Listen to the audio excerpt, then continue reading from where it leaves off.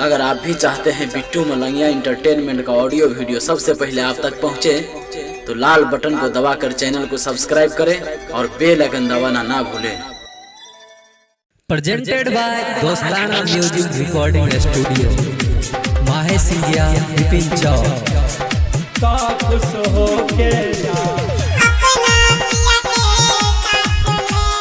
जा तारू तो खुश हो के जा, छोड़ देहलू हमरा के गोरी पिया के तू प्यार में हो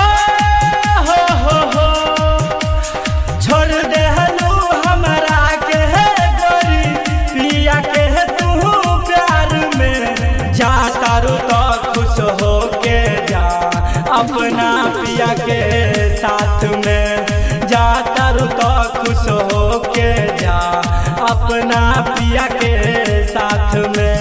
छोड़ देहलू हमरा के गोरी पिया के तू प्यार में। जा तारू तो खुश हो के जा अपना पिया के साथ में, जा तारू तो खुश हो के जा अपना पिया के साथ में। जा तारू तो खुश हो के जा। Presented by Bittu Malangiya Entertainment। प्यार करके छोड़ दिहलू तू हमरा के अकेला, काहे तू वादा कैलू भेलौ न पूरा हो। प्यार करके छोड़ दिहलू तू हमरा के अकेला, काहे तू वादा कैलू भेलौ न पूरा। जानत रहलू रहबौ न जिंदा तोरा बिन संसार में, जानत रहलू रहबौ न जिंदा तोरा बिन संसार में। जा तारू तो खुश हो के जा अपना पिया के साथ में, जा तारू तो खुश हो के जा अपना पिया के साथ में। DJ Bittu Malangiya, DJ Bittu Malangiya, Madhubani. जा तारू तो खुश हो के जा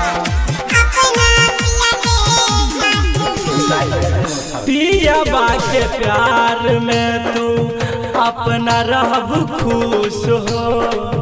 कृष्ण से वादा करो करबू नहीं दिल के हो। पिया बा के प्यार में अपना रहब खुश हो। कृष्ण से वादा करो तोरबू नहीं दिल के। पंकज के तू दिल तोड़ दिहलू तोरबू ना केहू और के। रोहित के तू दिल तोड़ दिहलू तोरबू ना केहू और के।